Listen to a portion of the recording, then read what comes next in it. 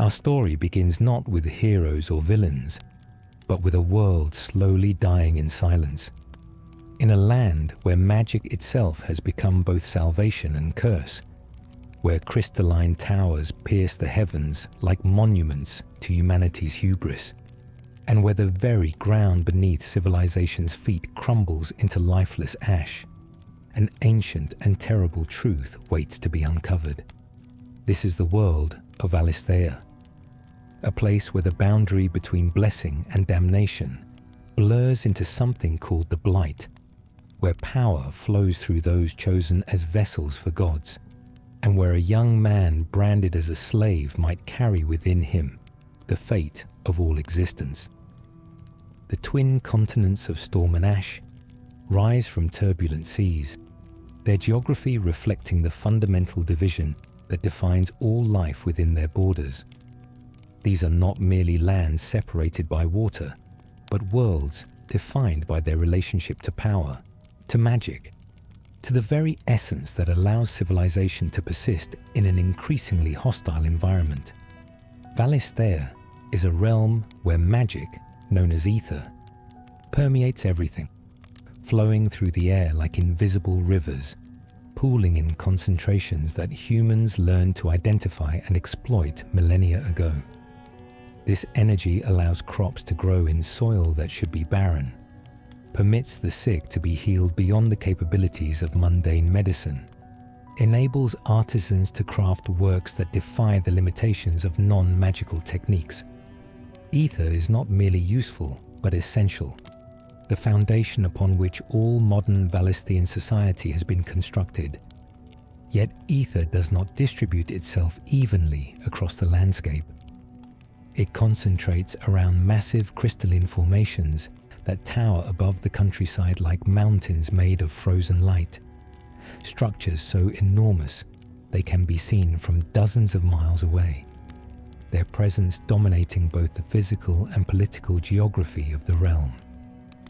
These are the Mothercrystals, 5 colossal formations that serve as the primary sources of ether for the civilizations that cluster around their bases. Drake's breath stands in the Iron Kingdom, its azure light casting perpetual twilight across the northern reaches. Drake's Fang rises from the heart of the Dalmekian Republic, surrounded by desert sands that shimmer with residual magic. Drake's Eye watches over the Holy Empire of Sanbreke from its position near the capital, a beacon of imperial power and divine mandate. Drake's tail serves the crystalline dominion, a theocratic state that treats its mother crystal as a literal deity worthy of worship. And Drake's head, the largest of them all, dominates the landscape where multiple nations' territories converge, its immense size making it a prize worth any price to claim. These Mothercrystals are not natural formations, though most citizens of Valisthea believe them to be gifts from the gods, blessings bestowed upon humanity in ages past to allow civilization to flourish. They rise from the earth with geometric precision, metric, their faceted surfaces catching light in ways that seem almost alive, pulsing with inner radiance that never dims regardless of time or weather. Around their bases, cities have grown like organisms clustering around a source of nourishment. Populations drawn by the promise of abundant ether and the prosperity it enables. Wells are sunk into the ground near Mothercrystals, not for water, but for raw magical energy, channeled through crystalline shards harvested from the formations themselves, distributed to those wealthy enough to afford such luxury, or powerful enough to claim it by force.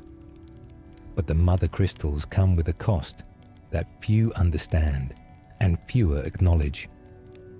Around each tower, spreading outward like infection from a wound, lies an area of devastation called the Blight. This is land where ether has been drained so completely that nothing remains. Soil turned to lifeless ash that crumbles at the slightest touch. Vegetation withered to dust. Water sources dried to nothing. The Blight spread slowly but inexorably consuming farms and villages, forcing populations to migrate inward toward the Mothercrystals, even as the very source of their power devours the land beneath their feet. It is a paradox that defines Valisthean existence, the understanding that survival requires embracing the very force that ensures eventual destruction. The nations of Valisthea have organized themselves around access to and control of Mothercrystals, their borders and alliances shifting based on who can claim the greatest share of ether for their populations. The Grand Duchy of Rosaria occupies the western coast of Storm, a realm of green hills and ancient forests that has prospered under the rule of House Rosfield for generations. Their mother crystal, Drake's Breath, sits within the borders of the neighboring Iron Kingdom, creating a dependency relationship that shapes Rosarian foreign policy and domestic anxiety about their vulnerability to northern aggression. Rosaria is a feudal kingdom of knights and nobles, where honor and duty are taught as the highest virtues, where the aristocracy trains in swordcraft from childhood, and where tradition holds almost religious significance.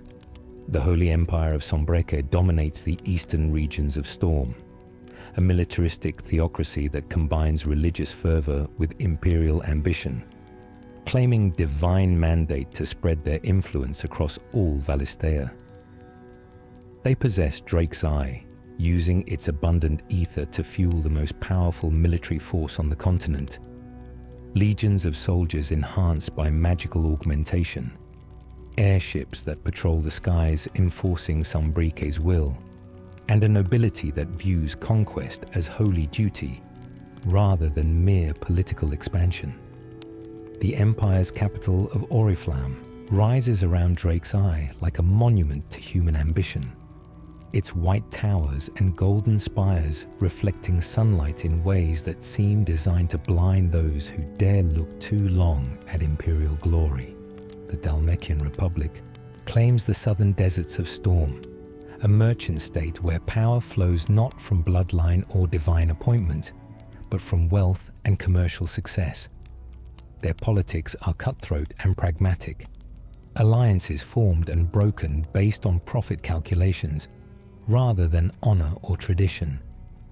Drake's Fang provides the ether that allows the Republic to thrive despite its harsh environment, supporting trade routes that connect distant nations and enriching those clever or ruthless enough to exploit the opportunities such commerce creates.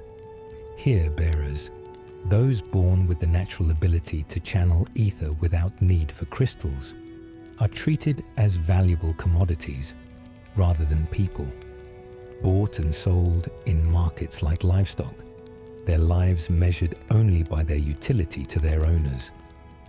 The Iron Kingdom occupies the frozen northern reaches of Storm, a realm of constant winter where survival requires strength and resilience that softer southern nations cannot imagine. They control Drake's Breath, the mother crystal that Rosaria depends upon, a fact that gives the kingdom significant leverage in regional politics despite their relatively small population and economic power. The kingdom is ruled by a parliament of miners and workers, a rare example of common-born leadership in a world dominated by hereditary aristocracy, though their egalitarian politics do not extend to bearers, who suffer under their control as severely as anywhere else. The crystalline dominion exists on the continent of Ash, separated from Storm by treacherous seas that few ships navigate successfully. This is a theocratic state that worships Drake's tail as a living god, building their entire civilization around service to and veneration of their mother crystal. The dominant of Shiva, the Icon of Ice, serves as both religious leader and absolute ruler, her divine status granting her authority that no king or emperor of Storm could claim. The Dominion isolates itself from continental politics, engaging with other nations only when necessary to maintain their independence and protect their sacred crystal from foreign ambition.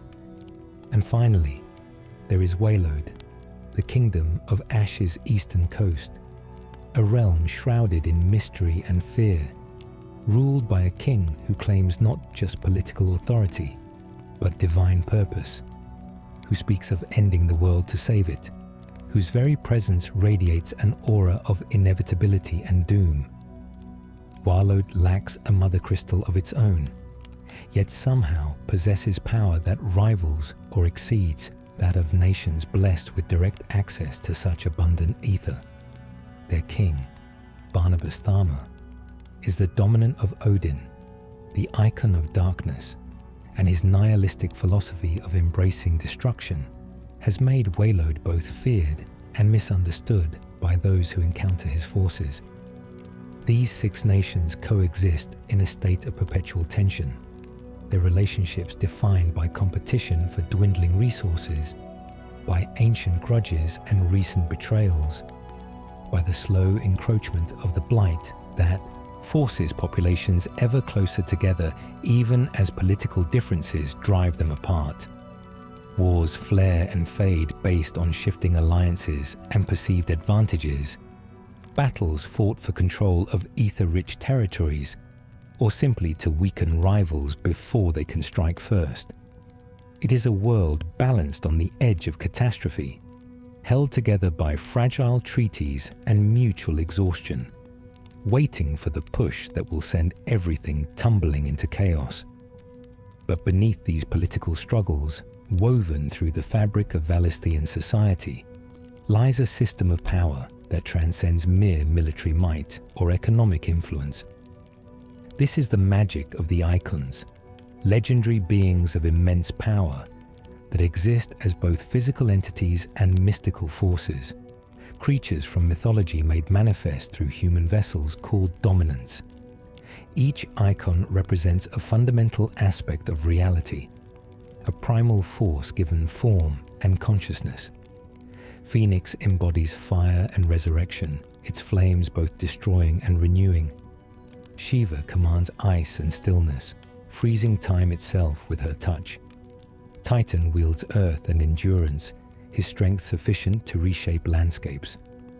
Garuda controls wind and freedom, her storms tearing armies apart. Ramu channels lightning and judgment, his thunder proclaiming divine wrath. Bahamut commands light and sovereignty, his power reflecting imperial authority. Odin represents darkness and death, the final end that awaits all things. And Ifrit, the dark icon, embodies destruction without purpose, a second icon of fire whose very existence should be impossible. Dominants are born, not made. At seemingly random intervals, a child enters the world carrying within them the essence of an icon, a connection that manifests during times of extreme emotion or danger, allowing the dominant to prime, to partially or fully channel their icon's form and power. A fully primed dominant transforms into a towering creature of pure elemental force, their human body subsumed into something far larger and vastly more destructive, capable of leveling cities or altering weather patterns or performing feats that defy all natural law. Nations treasure their dominance, building entire political structures around these individuals, treating them as living weapons and symbols of national power, protecting them with armies while simultaneously constraining them with obligations and expectations that rarely consider the dominant's own desires or autonomy. But dominants are not the only ones born with magical ability. Throughout Valisthea, scattered among the general population, individuals emerge with the natural capacity to channel ether without requiring crystals as conduits. People whose very bodies serve as vessels for magical power. These are the bearers, and they occupy the absolute bottom of Valisthean's social hierarchy, branded with marks on their faces that identify their nature to all who see them, stripped of rights and personhood, reduced to property that can be bought, sold, worked to death, and discarded when their utility expires. The brand is applied in childhood, burning through flesh to leave permanent scarring, a mark of shame that follows bearers throughout their inevitably short lives. The treatment of bearers reflects a fundamental hypocrisy at the heart of Valisthean civilization. Magic is essential. Ether enables everything that separates humans from animals, yet those born with innate magical ability are despised and enslaved, viewed with a combination of fear and contempt that justifies any cruelty inflicted upon them. They are worked in mines extracting crystal shards, forced to channel ether until their bodies break down from the strain, used as living batteries to power noble estates or military operations, denied even the basic dignity of choosing their own fates. When bearers grow too weak to be useful, when the constant channeling of magic causes their bodies to begin crystallizing from the inside, a condition called the crystal's curse, they are simply abandoned to die in agony, their suffering invisible to societies that depend upon their exploitation. This is the world into which Clive Rosfield was born, the eldest son of the Archduke of Rosaria, raised in a household where duty and honor were not merely values, but the very foundation of identity. His birth was celebrated throughout the duchy, heralding the arrival of the next generation of House Rosfield, and with that celebration came expectations that would define his entire childhood. In Rosaria, the Phoenix chooses its dominant from the Archduke's bloodline, blessing one child in each generation with the power to channel the legendary icon of fire and rebirth. Everyone assumed Clive would receive this blessing, that he would follow in his father's footsteps as both ruler and dominant, inheriting not just political authority, but divine power that would allow him to protect his nation from all threats. The Rosfield estate at Phoenix Gate stood as a testament to generations of stewardship, a castle overlooking vast forests and fertile lands, a place where summer seemed eternal and the blight remained a distant concern rather than immediate danger. Here, young Clive trained in swordcraft from the moment he could lift a practice blade, his father Elwyn personally overseeing his development, teaching him not just techniques but the philosophy that should guide a true knight. Elwyn was a man who embodied the ideals of Rosarian nobility, strong but gentle, commanding but compassionate, a ruler who understood that power came with responsibility to those without it. He taught Clive that a sword was not merely a weapon, but a tool for protecting the weak, that nobility was not a privilege, but a burden carried willingly for the sake of those who could not protect themselves. Clive's mother, Annabella, was a different sort of teacher entirely. She was a woman of ambition and calculation. Her marriage to Elwyn a political alliance between House Rosfield and her own noble family. Her role as Duchess defined more by obligations and appearances than genuine affection. She looked at Clive and saw not a son, but an investment. A future dominant would secure her position and elevate her family's standing. Every lesson she imparted carried undertones of expectation and judgment, measuring Clive against standards he struggled to understand but desperately wanted to meet, seeking approval that seemed always just beyond reach, no matter how hard he tried to earn it. Then Joshua was born, Clive's younger brother by several years, and everything changed in ways that no one could have predicted. During a ceremony meant to bless the infant, the Phoenix manifested, its flames surrounding Joshua in recognition and acceptance, marking him as the next dominant, rather than his older brother. The implications were immediate and devastating for family dynamics. Clive, who had spent his entire young life preparing to be dominant, training and studying and sacrificing in anticipation of that destiny, found himself suddenly relegated to a supporting role. his future rewritten in an instant by forces beyond anyone's control or understanding. Annabella's reaction was visceral and cruel. Where she had previously regarded Clive with calculated interest, she now looked at him with barely disguised contempt, her disappointment transforming into something closer to hatred. In her mind, Clive had failed in the most fundamental way possible, revealing himself as unworthy of the blessing that should have been his birthright. She withdrew her affection, such as it had been, lavishing attention on Joshua instead, treating her younger son as the valuable one, and Clive as an embarrassing reminder of dashed expectations. Her cruelty was not always overt, but it permeated their every interaction, small comments and pointed silences that made clear her view of his diminished worth.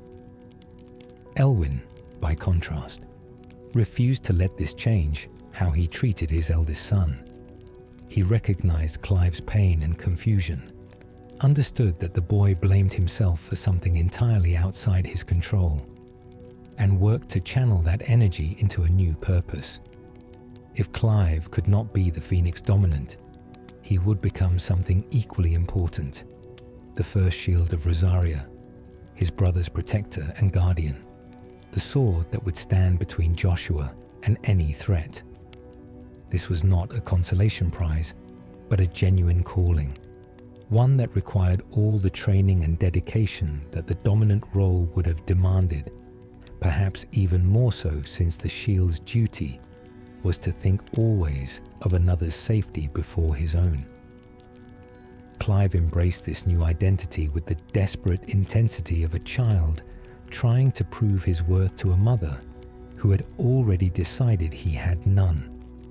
He trained harder than ever before, pushing his body to and past its limits, mastering swordcraft with a dedication that impressed even the most experienced knights in Rosaria's service. He studied tactics and strategy, learning to think not just of individual combat, but of battlefield dynamics and protective positioning. He subjected himself to the branding, a ritual unique to the first shield, where Phoenix's flames would mark him with a blessing, not making him a dominant, but granting him enhanced physical capabilities and resistance that would allow him to stand beside his brother when Joshua primed without being incinerated by proximity to those divine flames. The blessing worked after a fashion. Clive emerged from the ritual alive and enhanced, capable of channeling small amounts of Phoenix's fire despite not being the true dominant. His body strengthened beyond normal human limits. But something else happened during that ceremony, something that no one noticed or understood at the time. A darkness stirred within Clive, a presence that had no name and no clear origin, sleeping but not gone, waiting for circumstances that would call it forth. This was Ifrit, the dark Eikon, the second icon of fire, whose existence should have been impossible, nested within Clive like a parasite, or perhaps like a twin, sharing the same womb, hidden even from the boy who carried it. Life at Phoenix Gate, despite the complexities of family dynamics, was not without its pleasures and genuine warmth. Clive found companionship with his brother Joshua, who adored his older sibling with uncomplicated affection, who saw in Clive not a failed dominant, but the greatest person he knew, someone worthy of emulation and love. Joshua was everything Annabella could have wanted in a dominant, and more gentle and scholarly, wise beyond his years, possessing a kindness that seemed almost miraculous given the pressures placed upon him. He used his position not to demand service, but to try to improve conditions for those less fortunate, speaking out against the treatment of bearers even when such advocacy earned him criticism from conservative nobles who viewed the social hierarchy as divinely ordained.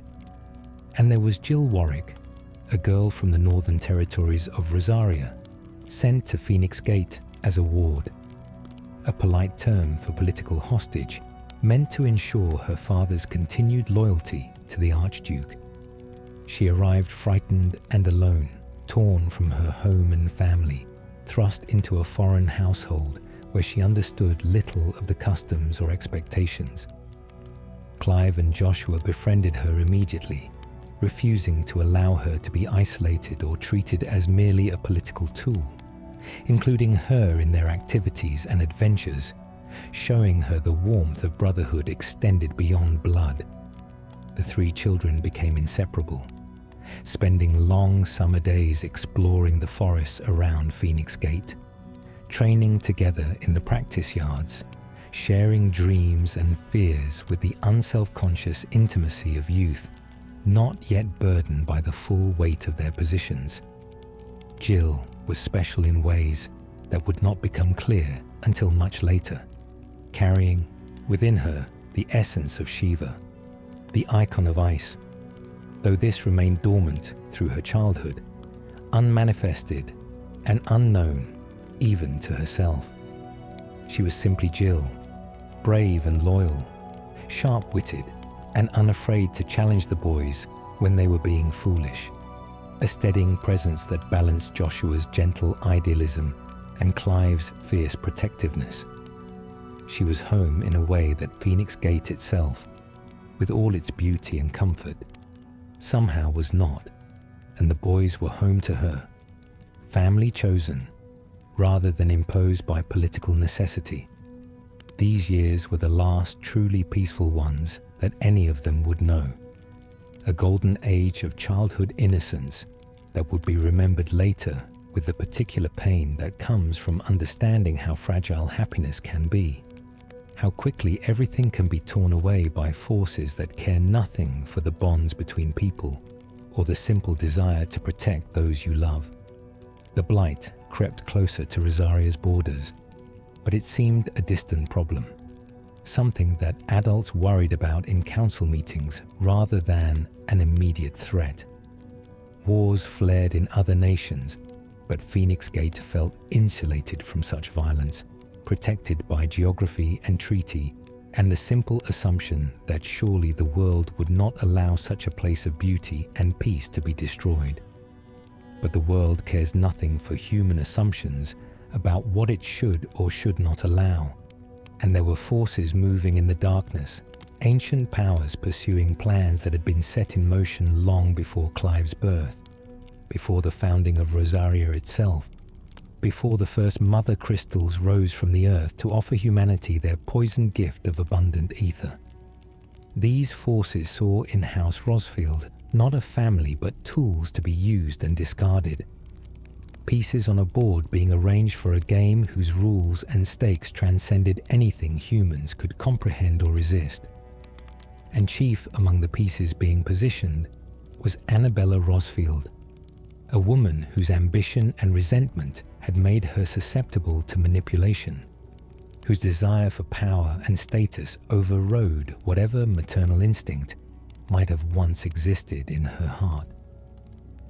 The Night of Flames began like any other evening at Phoenix Gate, the summer sun setting over forests that seemed to glow gold in the fading light, families gathering for meals and conversation, guards walking their rounds with the relaxed alertness of soldiers who have known long peace and expect nothing more threatening than the occasional poacher or drunken argument. Clive was 15 years old, Joshua 10, Jill 12. They were children still, despite the responsibilities and training that had shaped their lives, still innocent in fundamental ways that would not survive the night ahead. The attack came without warning, Sanbreque forces pouring through gates that should have been sealed and guarded, their advance so swift and coordinated that it could only have been enabled by treachery from within. Annabella had sold her family, her nation to the Holy Empire, trading Rosarian independence and the lives of everyone at Phoenix Gate for promises of position and power in the new order that Sanbreque planned to establish. She had conspired with imperial agents, providing intelligence about defenses and guard rotations, ensuring that when the attack came, resistance would be minimal and slaughter efficient. Elwyn realized the betrayal too late, understanding finally that his wife's coldness toward Clive was merely one symptom of a deeper corruption that had been growing for years. He fought to reach his sons, cutting through Imperial soldiers with a master swordsman's skill, desperately trying to get Joshua to safety before the boy's value, as the Phoenix dominant, could be exploited by Sanbreque's forces. But Annabella had planned for this, had anticipated his resistance, and arranged for the one person he would never suspect to be the instrument of his death. Clive watched his father die, watched Elwyn fall with an Imperial blade through his chest, the Archduke's life ending not on a battlefield in glorious combat, but in his own home, murdered by treachery while trying to save his children.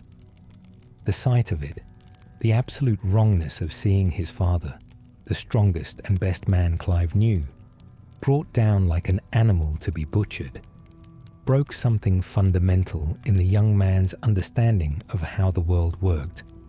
If his father could fall, if someone as good and capable as Elwyn could be murdered in his own home by those he trusted, then nothing was safe. No one was protected. Honor and duty meant nothing against cold betrayal and overwhelming force. Joshua saw his father die too, and the grief and rage and helplessness that surged through the 10-year-old child triggered his transformation. The Phoenix manifested, its wings spreading across the sky above Phoenix Gate, its flames erupting from Joshua's small body with force that the boy had never experienced and could not hope to control.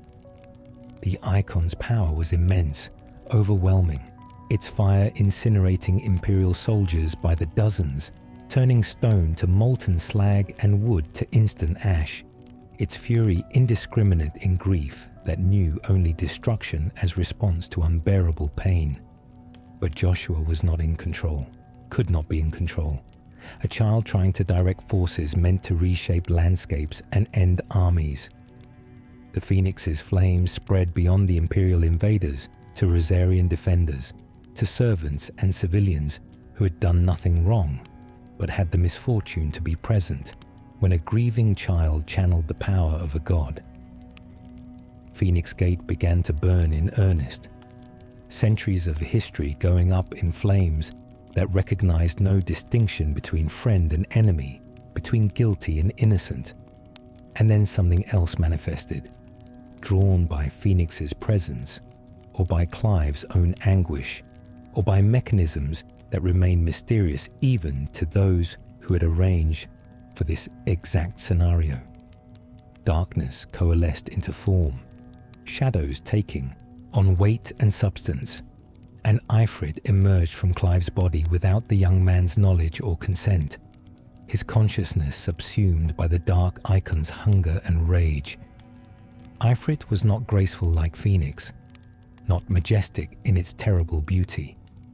It was a thing of nightmare, horned and clawed, wreathed in flames that burned black rather than orange, its roar more scream than anything natural, expressing rage that had no source and no outlet except destruction of everything within reach. The two Eikons of fire met above the burning ruins of Phoenix Gate, Phoenix and Ifrit, light and dark, and their battle was cataclysm. The sky itself seemed to tear, reality straining under the force of powers that should not coexist.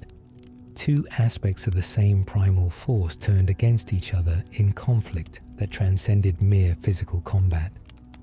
They tore at each other with flame and claw, their impacts creating shockwaves that flattened what structure still stood, their elemental fury consuming everything that the initial fires had somehow spared. Clive, trapped somewhere inside Ifrit, watched through eyes that were not his own as his hands, transformed into demonic claws, reached for his brother. He felt Ifrit's intention, understood with horrible clarity that the dark Eikon meant to kill Phoenix, to tear the competing fire from existence, and that meant killing Joshua. Clive screamed from within his prison of flesh and darkness, threw every shred of will he possessed against the force controlling his body, begged whatever gods might listen to stop this, to take his life instead, to do anything except force him to murder his baby brother. But the gods, if they heard, did not answer. Or perhaps they did answer, and the answer was that Clive's will meant nothing against forces set in motion millennia before his birth, that his love for his brother was insufficient to override programming written into his very essence by entities that viewed humans as clay to be molded rather than people deserving of autonomy. Ifrit's claws struck Phoenix, tore through divine flesh, and the icon of light and rebirth fell from the sky, crashing into the burning ruins below, its flames guttering and dying as Joshua's consciousness faded into darkness that might be death or merely unconsciousness. The battle ended as abruptly as it began.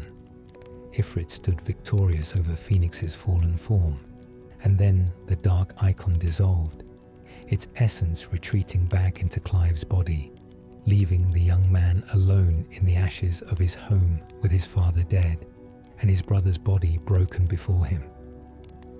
Clive collapsed beside Joshua, gathering his little brother into his arms, feeling for a pulse or breath or any sign of life, begging him to wake up, to be okay, promising anything to anyone who would make this not real, who would undo what had just happened.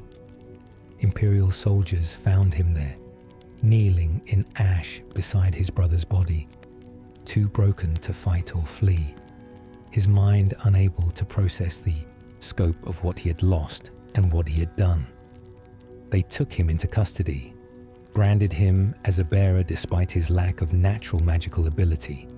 The mark burned into his cheek, serving as both identification and punishment, stripping him of name and identity and any claim to the person he had been. Clive Rosfield died that night, along with his father and brother and everyone he had known. The boy who wanted nothing more than to be worthy of his family's love, who trained every day to become strong enough to protect those he cared about. What survived was simply a bearer, property of the Holy Empire of Sanbreque, marked for a life of servitude and suffering until his body gave out from abuse and exhaustion. The official imperial account of the Night of Flames blamed Rosaria itself for the catastrophe, claiming that the Phoenix dominant had lost control during what should have been a peaceful diplomatic visit, that Sanbreque forces had been forced to defend themselves against an unprovoked Eikon rampage, that the destruction of Phoenix Gate was a tragic accident rather than a planned massacre. This narrative served multiple purposes, casting Sanbreque as victim rather than aggressor, providing justification for their subsequent occupation of Rosarian territory, and ensuring that any survivors who might contradict the official story would be dismissed as embittered partisans whose testimony could not be trusted. Annabella achieved exactly what she had been promised. Elevated to a position of influence in the imperial court, her betrayal rewarded with wealth and status. She married an imperial noble, securing her place in the new order, apparently unconcerned by the knowledge that her treachery had resulted in her husband's murder and her son's deaths. Or perhaps she was concerned, but had decided years ago that such costs were acceptable prices for power, that maternal love was a luxury she could not afford if it interfered with ambition. She had looked at her firstborn son and seen only disappointment, looked at her gentle scholar of a younger boy and seen a tool to be leveraged, and when circumstances required their sacrifice, she made that calculation without apparent hesitation or regret. Jill survived the Night of Flames, though what she endured in the years that followed was survival only in the most technical sense. She was captured by Imperial forces and eventually delivered to the Crystalline Dominion, handed over as a gesture of diplomacy between Sanbreque and the isolated nation across the sea. Her identity was stripped away just as thoroughly as Clive's had been, though through different mechanisms. She was not branded, but indoctrinated, raised as a weapon of the Dominion's military, trained to channel Shiva's power without question or hesitation. Her memories of Phoenix Gate and the brothers she loved buried beneath years of conditioning and propaganda that taught her the only value she possessed was as a tool for her nation's defense. The three children who had spent those golden summers together at Phoenix Gate were scattered and broken, each transformed by trauma into something hollowed out and reshaped for purposes that served others' agendas rather than their own hopes or desires. And the worst part, the cruelty that transcended mere physical suffering or loss of freedom, was that each of them believed the others dead, thought themselves sole survivors carrying guilt for failing to protect those they loved. They endured their separate hells without even the comfort of knowing that somewhere in the world, someone else remembered Phoenix Gate as more than just another casualty of Valisthea's endless wars. Clive spent 13 years as an Imperial bearer, his life reduced to violence and exploitation that ground away everything that remained of the boy he had been. The brand on his cheek marked him as less than human in the eyes of everyone he encountered, ensuring that whatever treatment he received, however brutal or degrading, would be viewed as acceptable by social standards that had normalized the systematic dehumanization of magic users. He served in the Deadlands, the most dangerous missions that the Empire could devise, sent with other bearer slaves to fight battles or conduct operations where casualties were expected and considered acceptable losses rather than tragedies requiring investigation or accountability.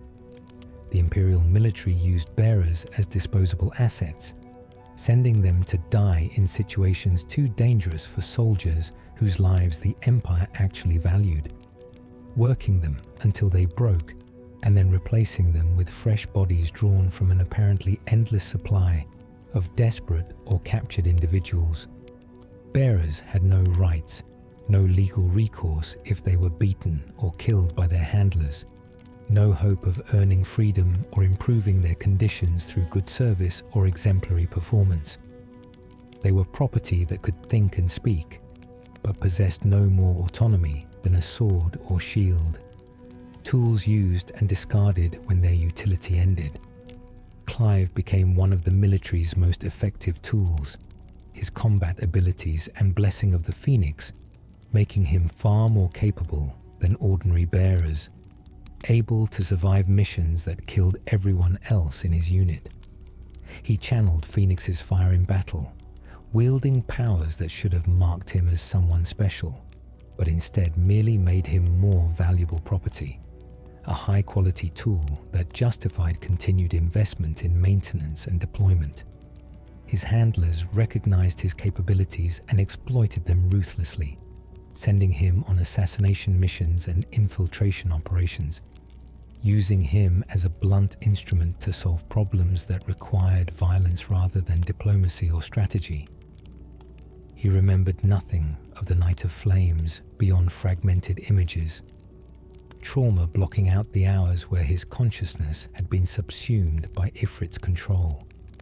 He knew his father was dead, knew Phoenix Gate had burned, believed with absolute certainty that Joshua had died along with everyone else he loved.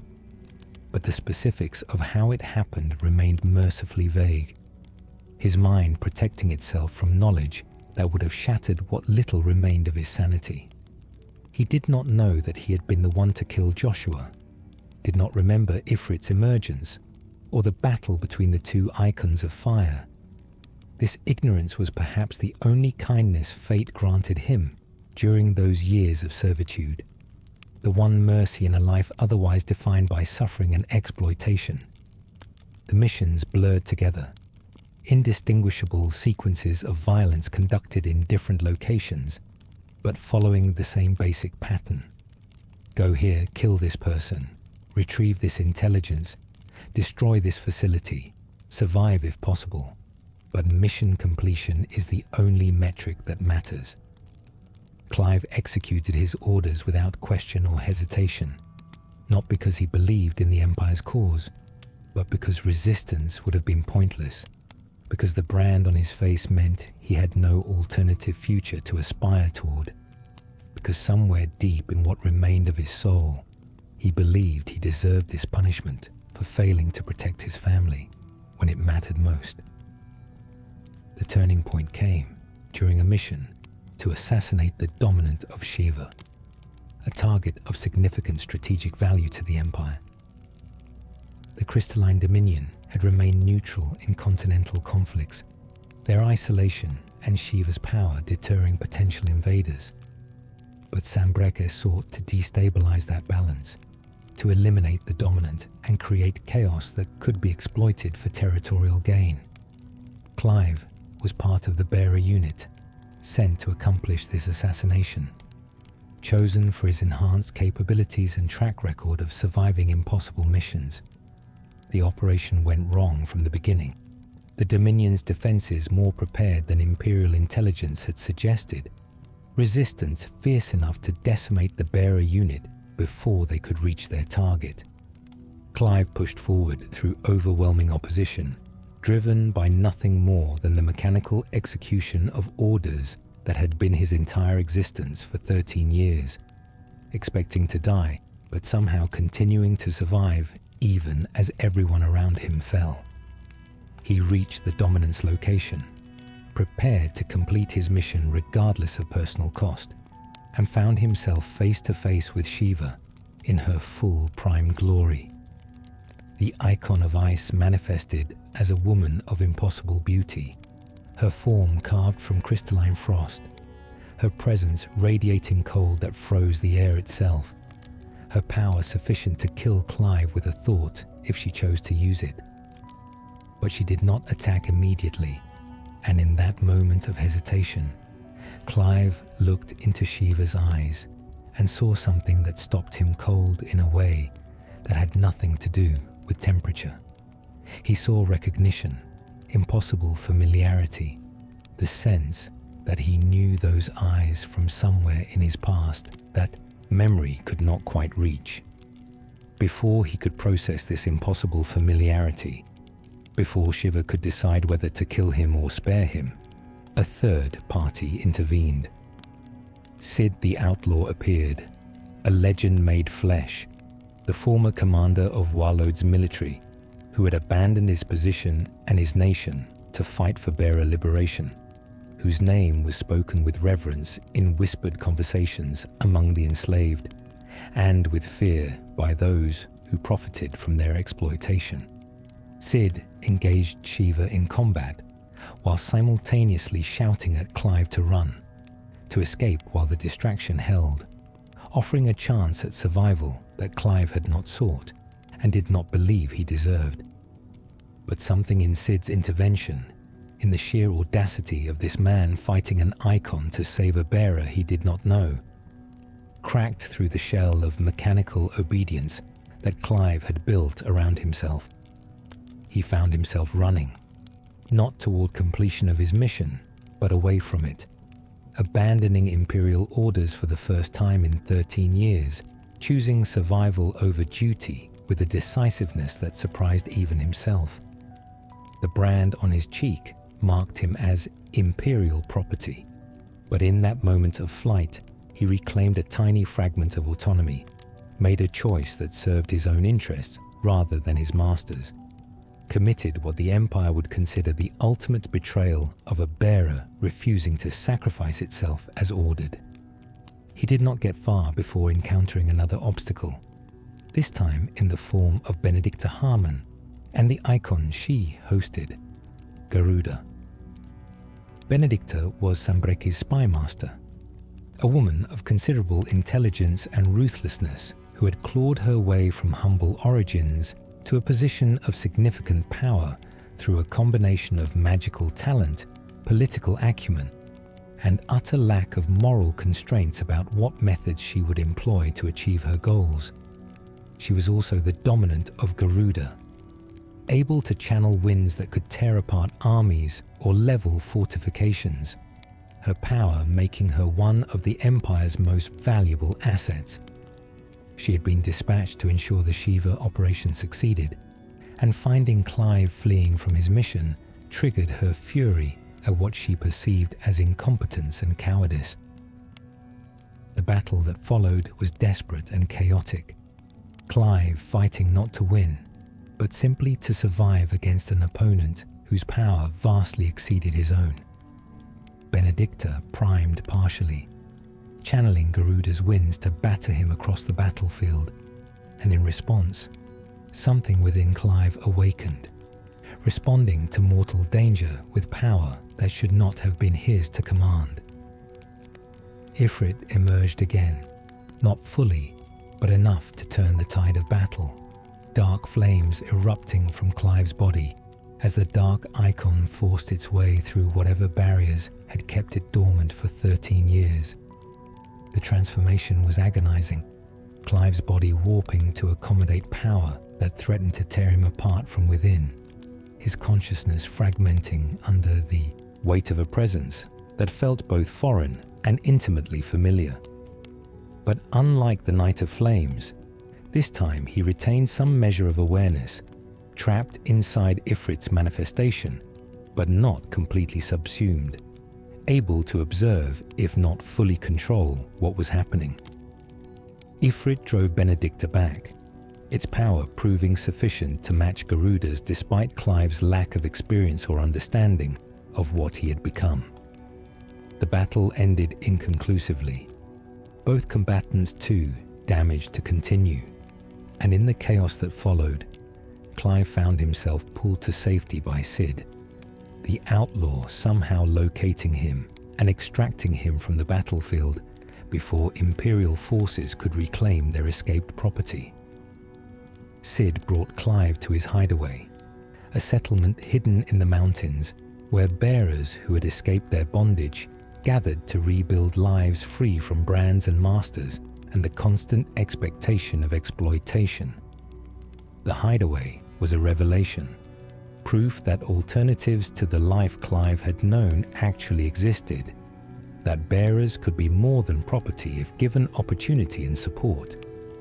Here, individuals whose faces bore the brands that marked them as less than human worked together as equals, building a community based on mutual aid rather than coercion, creating something approaching normal lives despite the constant threat of discovery and retaliation from the nations whose property they had become by escaping. Children played in streets where no one would work them to death for someone else's profit. Adults laughed and argued and fell in love and planned futures that extended beyond the next mission or the next beating.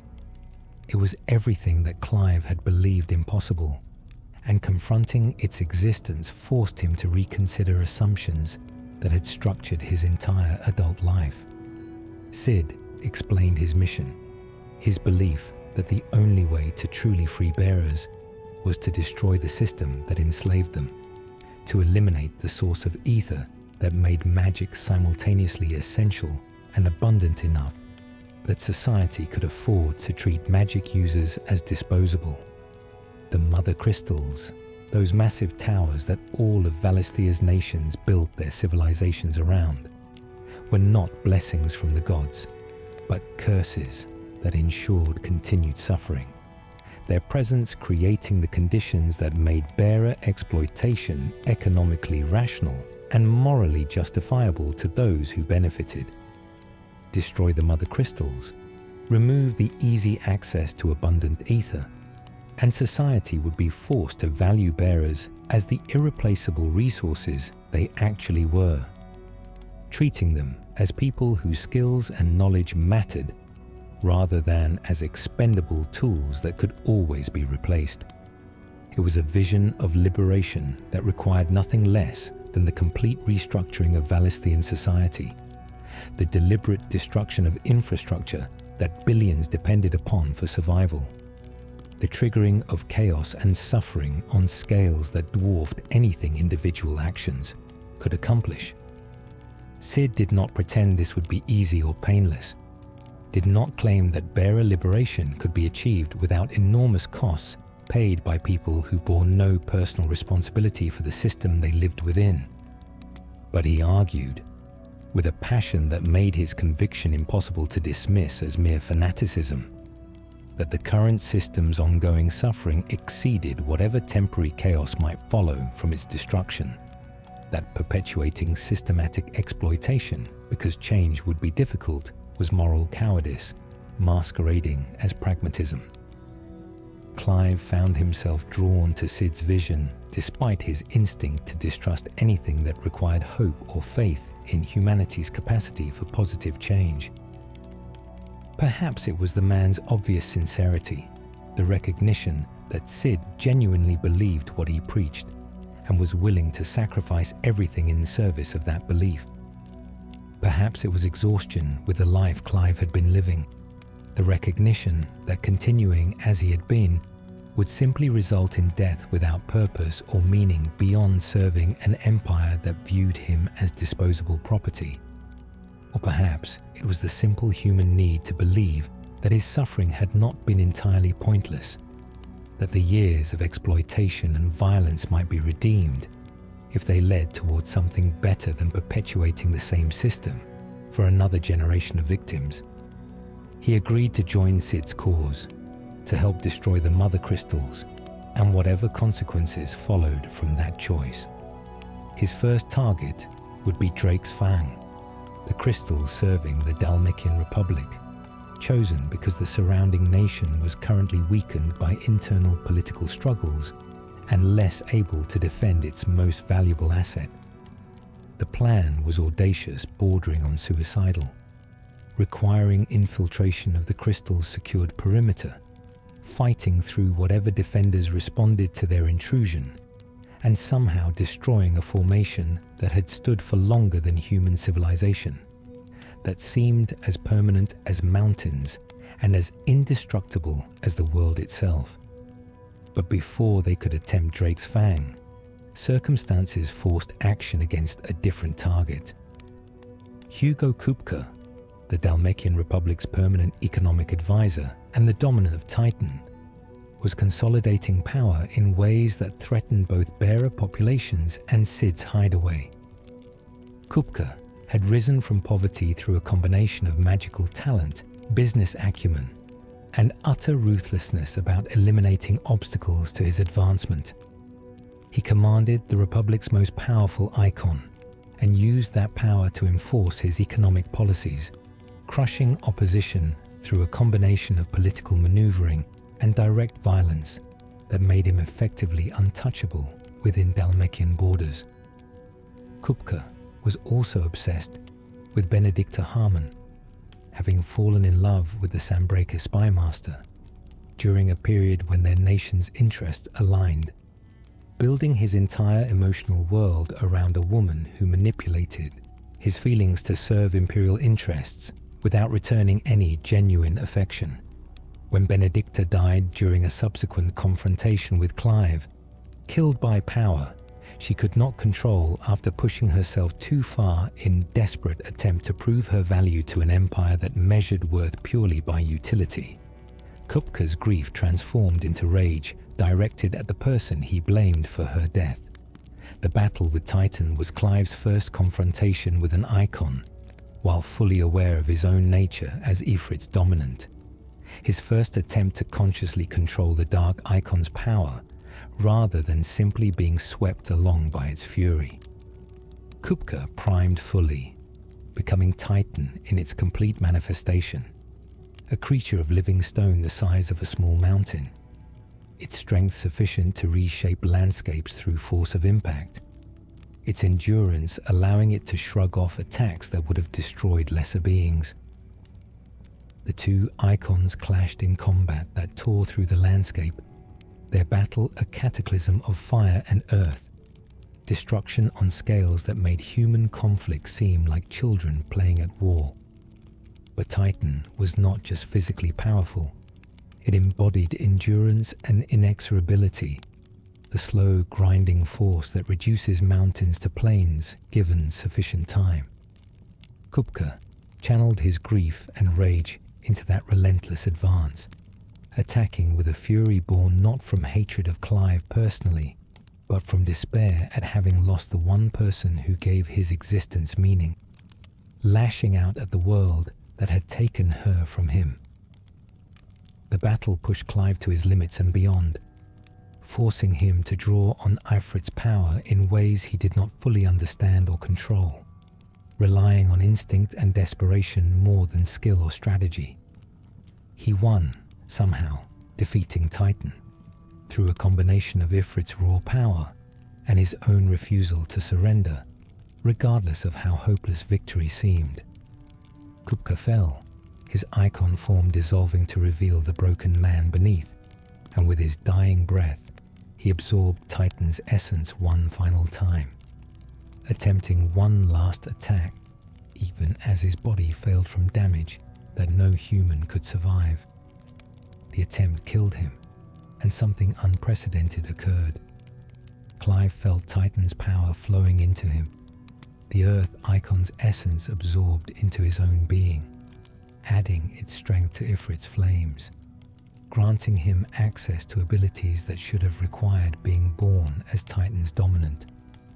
This absorption of another Eikon's power should have been impossible, violated fundamental laws about how dominance and Eikons related to each other, suggested that Clive was not merely Ifrit's dominant, but something different, something unprecedented in Valisthean history.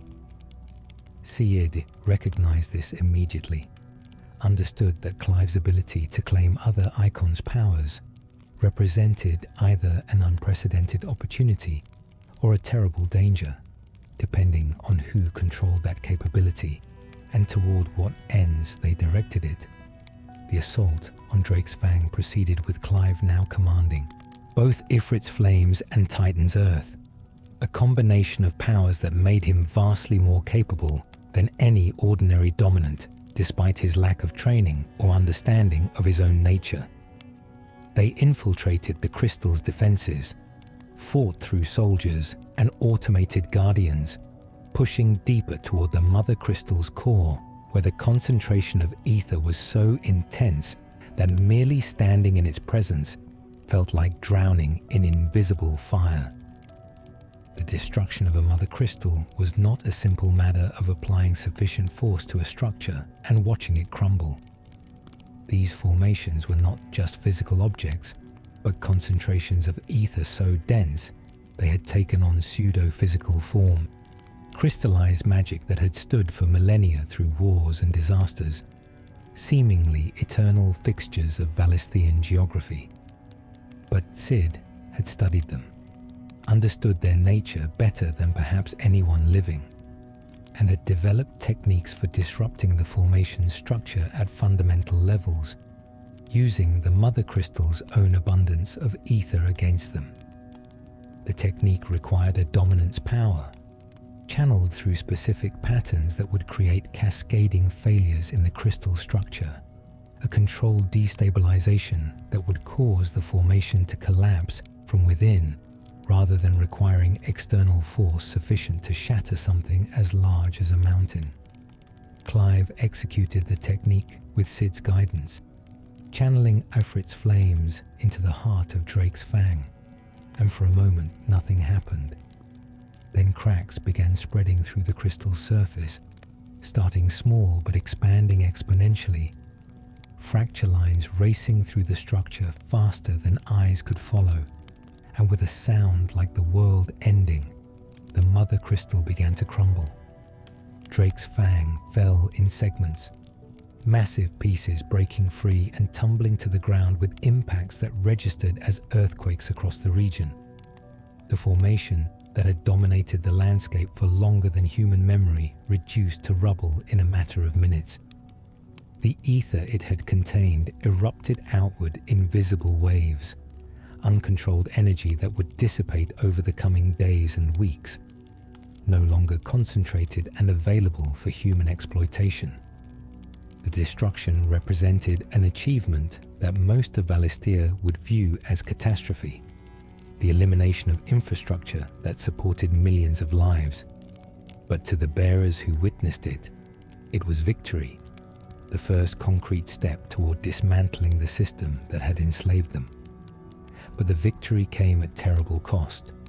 During the escape from Drake's Fang's collapse, they were intercepted by Benedicta's successor, a Sambreke warden named Olivier, who commanded soldiers enhanced by magical augmentation that made them superhuman in capability, if not fully Eikon level in power. The battle was desperate, Cid and Clive fighting together to hold off overwhelming numbers while other bearers fled to safety, buying time with their lives, spending blood to purchase escape for people who deserved the chance to see the world they were building. Cid took a wound that should have killed him instantly, a blade through the chest that pierced his heart, and somehow he continued fighting, refusing to fall while his people still needed protection, driving his body past any reasonable limit through sheer force of will. He held long enough for the others to escape, long enough to give Clive one final command disguised as request. Take his name, continue his mission, become the person that bearers would follow toward liberation or die trying. Then Cid the outlaw, the legend who had given hope to the hopeless and fought impossible battles against forces that claimed to be inevitable, finally allowed himself to die, collapsing with a smile on his face and certainty in his heart that the movement he had begun would continue without him. Clive knelt beside Cid's body and wept, mourning a man he had known for such a brief time, but who had fundamentally altered the trajectory of his existence, who had shown him that different futures were possible if someone was willing to fight for them. He took the name as requested, became Cid in truth as well as title, inheriting not just the identity, but a responsibility to all the people who had believed in the original Cid's vision. It was a burden almost too heavy to carry, the weight of thousands of lives depending on choices he would make. But it was also the first purpose Clive had felt since the Night of Flames, the first cause that seemed worth the inevitably painful consequences of fighting for it. The Bearer Hideaway became a true movement under Clive's leadership, expanding from a single hidden settlement to a network of safe houses and resistance cells scattered across multiple nations, coordinating efforts to free enslaved bearers and sabotage the infrastructure that enabled their continued exploitation. Clive was not a natural leader in the way Cid had been, lacked the original's charisma and ability to inspire through passionate speeches, but he led through example, demonstrating willingness to take risks and endure suffering that he would never ask others to accept, earning loyalty through shared hardship rather than inspirational rhetoric. The movement's ultimate goal remained the destruction of all Mothercrystals, the complete elimination of the system that made bearer exploitation economically rational. But each crystal destroyed triggered consequences that rippled through Valisthean society, cutting off ether supplies that communities depended upon, forcing populations to adapt to life without abundant magic that previous generations had taken for granted. Some adapted successfully, rediscovering techniques their ancestors had used before the Mothercrystal's appearance, learning to function with less rather than constantly consuming more. Others did not adapt, their societies collapsing into chaos and violence as resources grew scarce and old grievances erupted into open conflict without the prosperity that had previously kept tensions manageable. Clive watched these consequences unfold and did not look away from the suffering his choices created. He could not claim innocence or pretend that ending bearer slavery came without costs paid by people who who had done nothing wrong beyond living in a system that normalized exploitation. But he also refused to accept that those costs justified perpetuating the current system indefinitely, that bearer lives mattered less than the comfort and prosperity of those who profited from their enslavement. It was a moral calculation without comfortable answers, a choice between different types of suffering rather than between suffering and its absence, and he made that choice knowing he would carry the weight of it for however long he lived. Then Jill reappeared in his life, no longer the child he remembered from Phoenix Gate, but a woman transformed by years of exploitation and conditioning, broken and rebuilt into a weapon that the crystalline dominion wielded against its enemies. She was Shiva's dominant, the very person Clive had been sent to assassinate years before when Sid first intervened in his life, though he had not realized the connection then, had not looked close enough at the Eikons' eyes to recognize the girl who had been his friend, and perhaps something more before everything burned. Their reunion was complicated by the years that separated their shared childhood from their present circumstances, by the trauma both had endured, and the different ways that suffering had shaped them.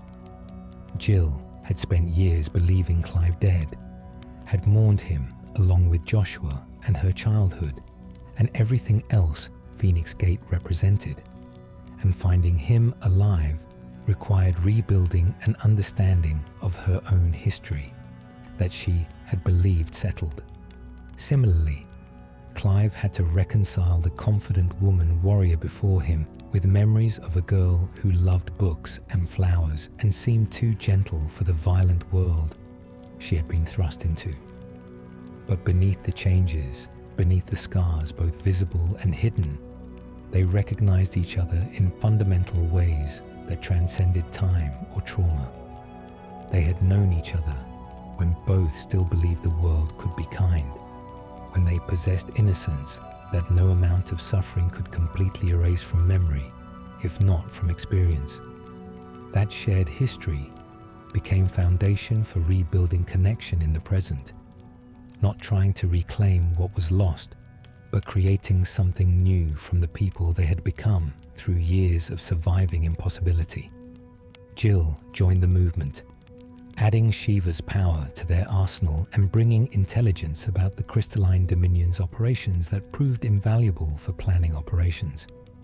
More importantly, she provided Clive with human connection that went beyond tactical cooperation or strategic alliance. Someone who understood his history because she had lived through it alongside him, who could hold him when nightmares forced him awake screaming and not demand explanations he could not articulate, who knew the weight he carried and chose to stay anyway. The discovery of Joshua's survival came as a revelation that fundamentally altered Clive's understanding of his own history and guilt. For 13 years, he had believed his brother dead, killed during the Night of Flames, and the certainty of that loss had been the foundation upon which all his subsequent choices were built. Learning that Joshua lived, that he had survived the injuries from their confrontation, and spent the intervening years searching for truth about what really happened at Phoenix Gate, shattered assumptions that had structured Clive's entire adult life.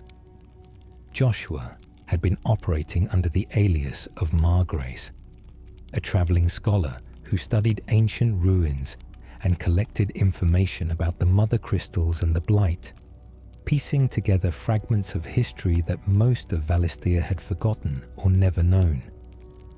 His research had led him to the Circle of Malleus, ancient ruins that contain murals depicting events from millennia past, images of a civilization that predated the current nations and Mothercrystals, people who had achieved heights of magical and technological achievement that modern Valisthea could barely comprehend. The murals told a story that contradicted everything Valistheans believed about their world's history. The Mothercrystals were not natural formations or divine gifts, but artificial constructs created by an ancient civilization. Tools designed for a specific purpose by beings whose power and knowledge vastly exceeded anything humans currently possessed.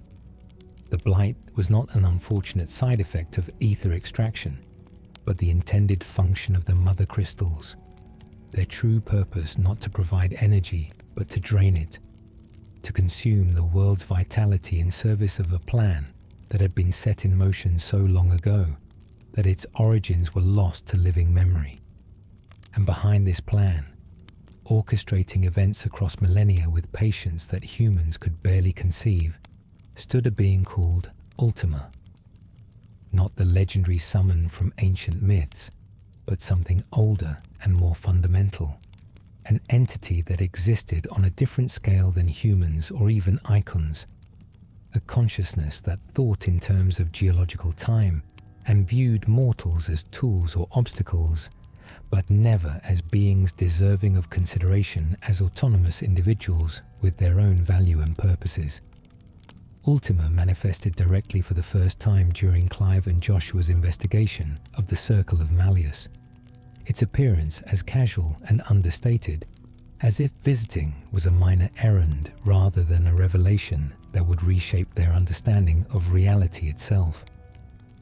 The being appeared as a figure of perfect androgynous beauty, its form humanoid, but lacking details that would mark it as truly human, as if someone had carved a person from purest marble and given it life without bothering to add anything as mundane as skin texture or individual features.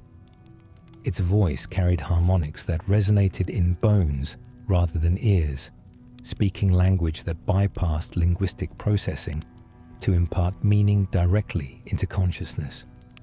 Ultima explained its purpose with the calm patience of someone describing a simple craft project rather than plans that required the destruction of an entire world. Long ago, Ultima's people faced extinction, their world dying from causes they could not reverse or escape, their civilization approaching an end that no amount of power or knowledge could prevent. Rather than accept oblivion, they enacted a plan of staggering scope and ambition. They would create a new world, fresh and vital, and populate it with life that could thrive where they could not. But more than that, they would design that life to serve as vessels, temporary containers that could be used when the time came for Ultima's people to reclaim existence through possession of the bodies they had created. Humanity was not a natural evolution, but a designed product, engineered to specifications that would allow Ultima's consciousness to inhabit human forms, to wear human bodies like clothing, and through that inhabitation escape the death that awaited their original forms. The Eikons were power sources, concentrations of magical energy that would be gathered and combined to create mythos, a being of sufficient power to channel the spell that would allow Ultima's people to transfer their consciousness from dying world to fresh vessels waiting in Valisthea. Everything that had happened, all of human history and suffering and achievement, all of it was merely preparation. The cultivation of suitable containers and power sources that would enable Ultima's people to cheat death through the wholesale replacement of humanity with themselves. The Mothercrystals served this plan directly, draining Valisthea's ether, not to provide humans with energy, but to concentrate that power in forms that Ultima could eventually harvest and redirect toward its purposes. The blight was not a side effect but a feature, the intended consequence of extracting life from the world to fuel resurrection of those who should have remained dead. Humanity's suffering, the bearer enslavement and wars, and the slow death of the world, all of it was acceptable collateral damage in pursuit of a goal that transcended any consideration for the beings being sacrificed. Clive was Ultima's chosen vessel for mythos, the being into which all Eikon powers would be gathered, who would serve as the final tool in the resurrection plan, before being discarded and having his consciousness replaced by Ultima itself. The ability to absorb other Eikons' powers that had seemed like fortunate mutation was actually programmed capability, designed into Clive before his birth to ensure he could fulfill the role Ultima needed. Every step of his life, from his birth as Phoenix's dominance brother to his survival of the Night of Flames, to his current campaign against the Mothercrystals, all of it had been anticipated and accounted for in plans laid millennia before his parents had met. The revelation should have been crushing, the understanding that his entire existence was predetermined, that every choice he believed he had made freely was actually moving along rails laid by forces he could not resist or escape. But Clive found, to his own surprise, that knowing he was designed as a tool did not rob him of agency so much as clarify exactly what he was fighting against.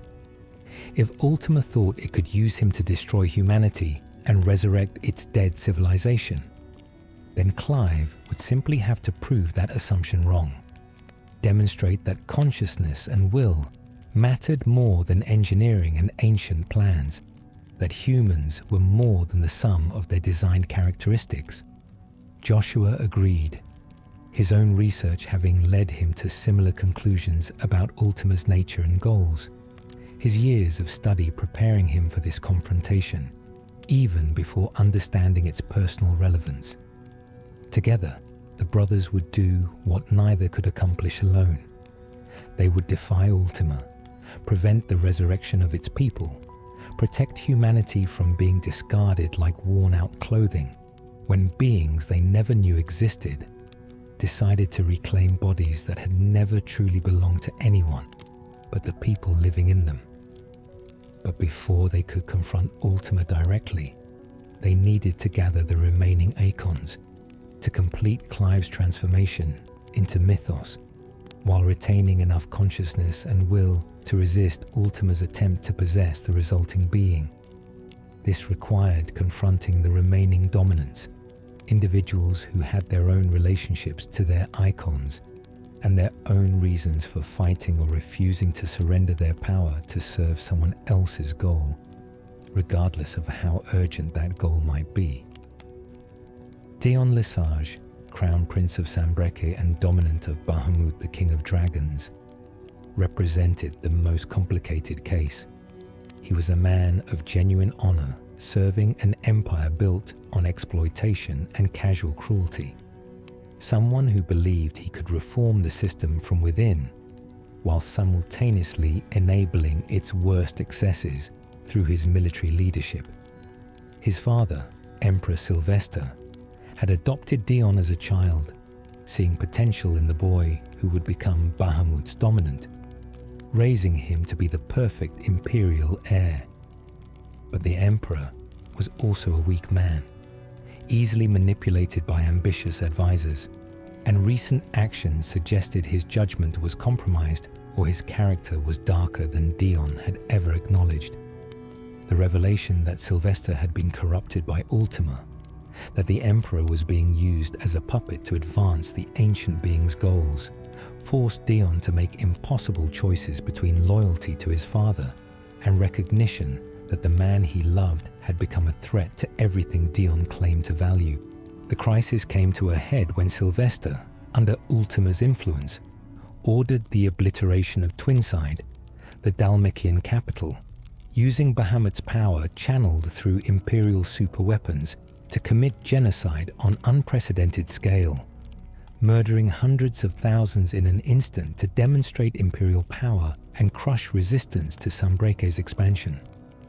Dion had primed to carry out the order before understanding its true scope, had channeled Bahamut's light in service of atrocity before recognizing what he was being commanded to do.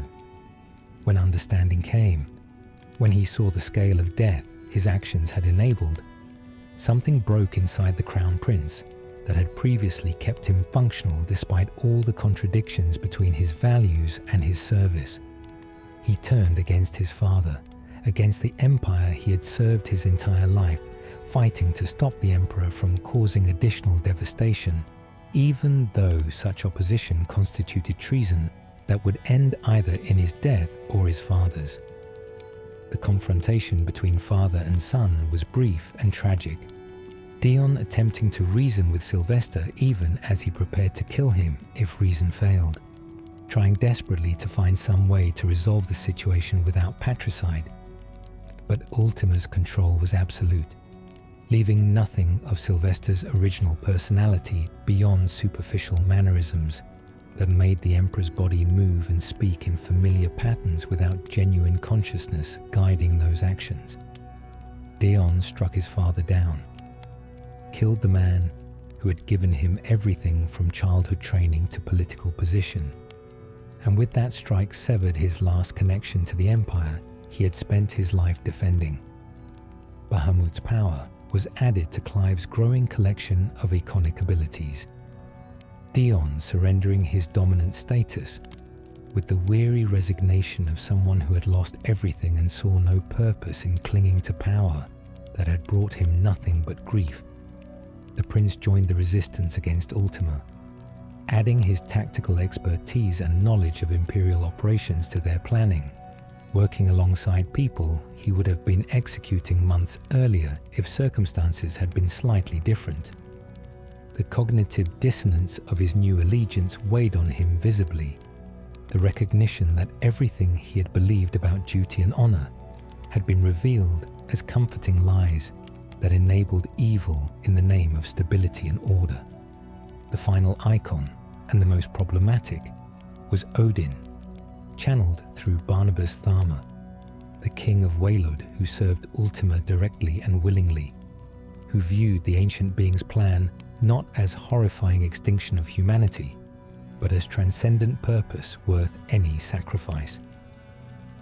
Barnabas had encountered Ultima years earlier, receiving visions of the future that awaited Valisthea, understanding the Blight's inevitable triumph and humanity's eventual extinction, regardless of what actions anyone took to prevent it. Faced with the certainty that his world was dying and everyone he knew would perish in slow agony as the Blight consumed everything, Barnabas made a choice that felt rational from inside his particular form of despair. If humanity's extinction was inevitable, if everyone would die regardless of what he did, then hastening that process while giving meaning to the deaths through service to Ultima's resurrection seemed like the best available option.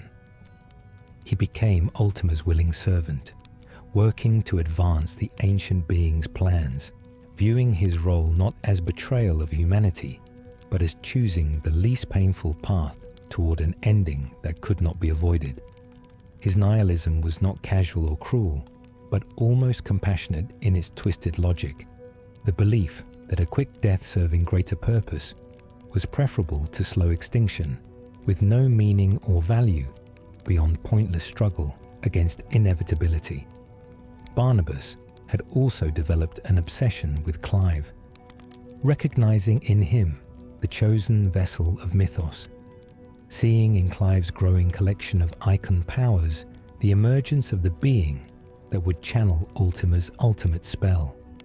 But rather than viewing Clive as enemy or obstacle, Barnabas saw him as purpose incarnate, the meaning he had been searching for, the opposition that would give his own existence significance through the conflict between them. He sought not simply to kill Clive, but to test him, to push him to absolute limits, to ensure that when Clive either fulfilled his role as mythos or died trying, that outcome would be achieved through maximum possible struggle, and therefore carry maximum possible meaning. The confrontation between Clive and Barnabas was inevitable, a clash between fundamentally incompatible worldviews about whether existence possessed inherent value or only mattered insofar as it served something beyond itself. They battled across multiple encounters, each testing the other's resolve and capabilities, Odin's darkness clashing with the combined powers of multiple icons that Clive had accumulated. Barnabas was skilled beyond anything Clive had faced previously, a warrior who had spent decades perfecting his craft, who fought with serene confidence born from genuine belief that his cause justified any action taken in its service. But ultimately, skill and confidence were not sufficient against the combination of power and desperation that Clive brought to their final confrontation.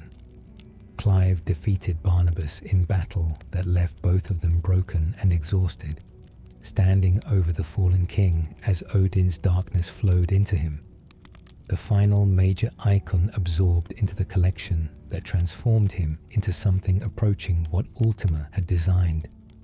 Barnabas died with a smile on his face, satisfied that he had pushed Clive to his limits, believing that the struggle between them had meaning regardless of who won, accepting death as simply another transition in a universe where endings and beginnings blurred into each other. With the major icons gathered, with the power of mythos assembled if not fully realized, the path led finally to Origin, the place where Ultima waited to complete its plan. Origin was not a location in any conventional sense, but a space folded outside normal reality, a pocket dimension where the ancient being had established its base of operations millennia ago, a place from which it had orchestrated events across centuries while remaining hidden from human awareness.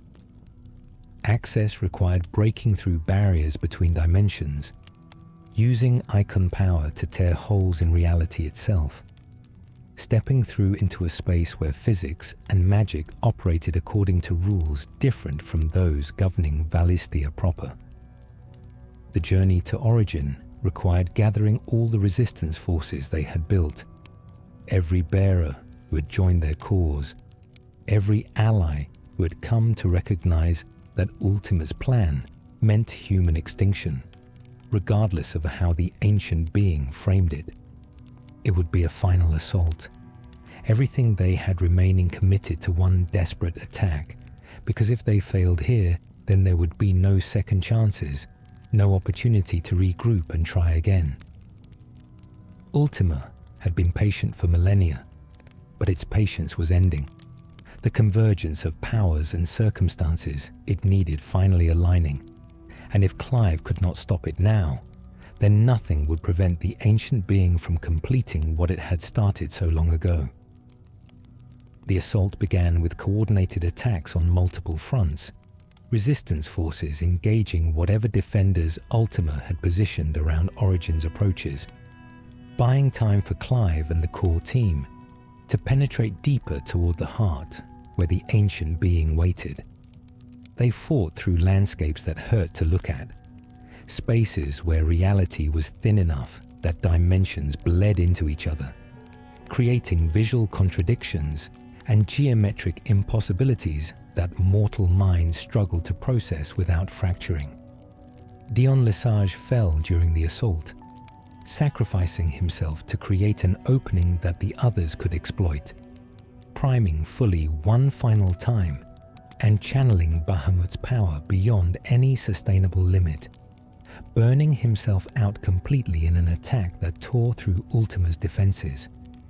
His last words were an apology to his soldiers for leading them into atrocities he should have recognized and refused, to his nation for failing to reform it when he had the chance, to himself for taking so long to recognize that honor meant nothing when it served evil. Then Bahamut's light consumed him, and when it faded only ash remained, the Crown Prince of Sambreke reduced to carbon and memory, his sacrifice buying precious seconds that the living would use to push deeper toward their ultimate goal. They reached Ultima's chamber to find the ancient being waiting, not with armies or elaborate defenses, but simply standing in stillness, confident that no force the mortals could bring would prove sufficient to threaten what it had built over millennia. The chamber was vast beyond comprehension, its walls carved from crystallized ether, its ceiling lost in darkness that seemed to extend upward forever, its floor reflecting light in ways that created illusion of infinite depth.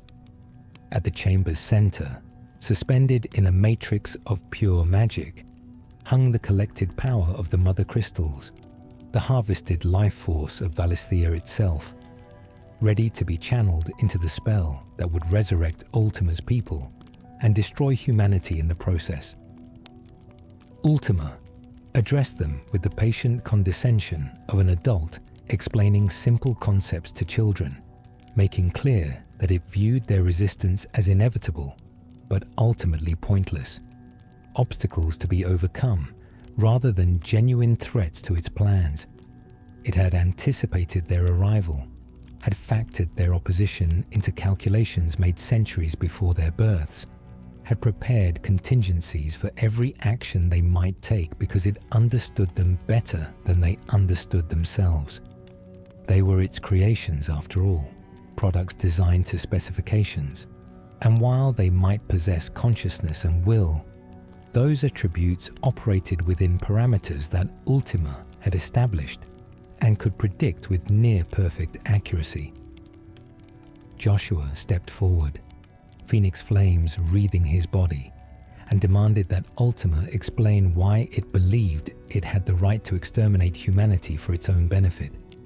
What moral framework justified such cosmic-scale murder? Ultima's response was simple and devastating. Rights and morality were constructs that mattered only between beings of roughly equal standing, concepts invented by humans to regulate their interactions with each other.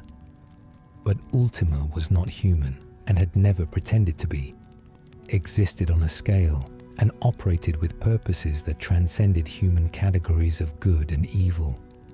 It did not hate humanity or wish them ill, felt nothing toward them beyond the abstract acknowledgement of their existence. It simply needed what they possessed, and taking it would result in their extinction, a fact that was unfortunate from human perspective, but irrelevant from Ultima's view. The philosophical debate could have continued indefinitely, two fundamentally incompatible frameworks of meaning attempting to find common ground where none existed. But Joshua was not merely arguing to change Ultima's mind. He was buying time, allowing Clive to position himself, preparing for the one action that might disrupt Ultima's plans at their most vulnerable point. The ancient being needed Mythos to channel its resurrection spell, needed Clive to willingly or unwillingly serve as the vessel through which accumulated Eikon power would flow. If Joshua could disrupt that process, if he could interfere with Ultima's ability to access Clive's connection to the Eikons, then perhaps the resurrection could be prevented, or at least delayed long enough to find alternative solutions. Joshua struck without warning, his phoenix flames not directed at Ultima, but at Clive, channeling power not to harm but to sever, attempting to cut the connections that bound the Eikons to Clive's body and consciousness. The attempt was partially successful, disrupting some connections while leaving others intact, creating chaos in the carefully balanced system Ultima had designed. But the ancient being responded instantly, recognizing the threat and moving to neutralize it with ruthless efficiency. Ultima's hand pierced through Joshua's chest, fingers closing around his heart, and with casual brutality tore the organ free. Crystal and flesh mixed in the wound as the Phoenix Dominant's body began to crystallize from the inside out. Joshua collapsed, Phoenix's flames guttering and dying, and Clive screamed his brother's name with anguish that transcended any expression language could adequately convey. He had believed Joshua dead for 13 years, had mourned him and carried guilt for his death, had learned he survived only to watch him die again, this time with full consciousness and awareness of exactly what was being taken. But Joshua was not quite dead yet, his life sustained temporarily by Phoenix's power, the icon of rebirth refusing to release its dominant even as his body failed. With his last strength, with the final moments of consciousness remaining to him, Joshua channeled Phoenix directly into Clive, transferring the entirety of his Eikons' essence to his brother, adding the power of resurrection and renewal to the collection Clive already possessed.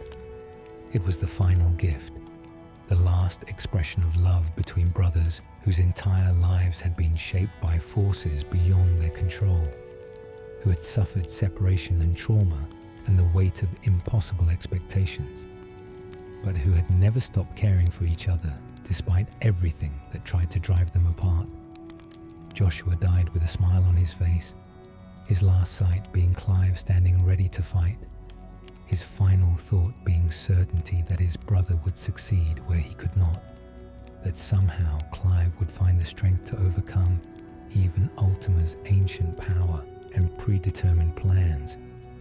Then the light left his eyes, his body fully crystallizing, becoming a statue of frozen moment that would never complete. Death caught mid-transformation and preserved forever in mineral form. Clive took Phoenix's power, and with it, the culmination of everything Ultima had worked toward. He held within himself the essence of all 8 major Eikons, the combination of forces that transformed him into Mythos, the being of ultimate power that the ancient entity needed to complete its resurrection spell.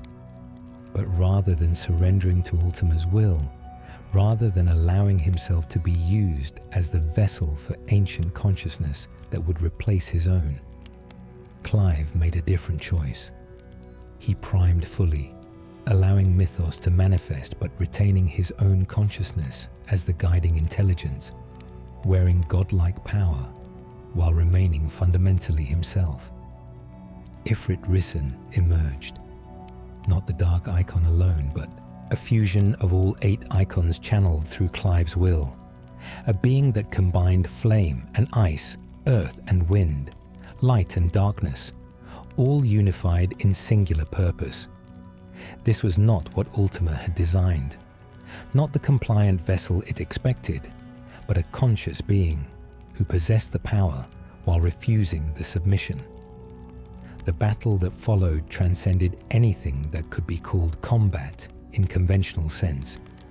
Beings operating on scales where their individual movements reshaped local reality, where attacks and defenses required manipulating fundamental forces rather than merely physical strength or skill. Ultima manifested its own power, revealing that the patient scholarly being they had been speaking with was merely one aspect of a consciousness that could take forms appropriate to different functions, and in battle it became something far more terrible. The first form was humanoid, but geometrically perfect, its movements creating after-images that remained visible long after the body had moved on. Multiple instances of Ultima existing simultaneously in slightly different time frames, making it effectively impossible to predict or counter its attacks. Clive fought desperately, channeling different Eikon powers in rapid succession, combining abilities in ways that should have been impossible, but worked because he refused to acknowledge limitations, because he had spent his entire life surviving situations that should have killed him, and this was simply one more impossibility to overcome. The battle raged through Origin's chambers and beyond, breaking through into spaces that existed at angles to normal reality, fighting across dimensions where up and down lost meaning and distance became negotiable. Clive landed attacks that would have obliterated armies, channeling combined power of multiple Eikons in strikes that tore holes in space itself, and Ultima shrugged them off, its form reforming from damage that should have been fatal, drawing on power accumulated over millennia of careful preparation and patient resource gathering.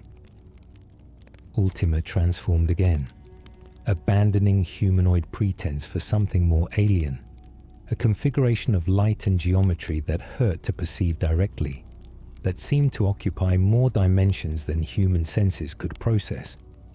This form attacked not physically, but conceptually, attempting to unmake Clive by severing his connection to concepts like identity and continuity, trying to reduce him to disconnected moments with no through line holding them together into coherent consciousness.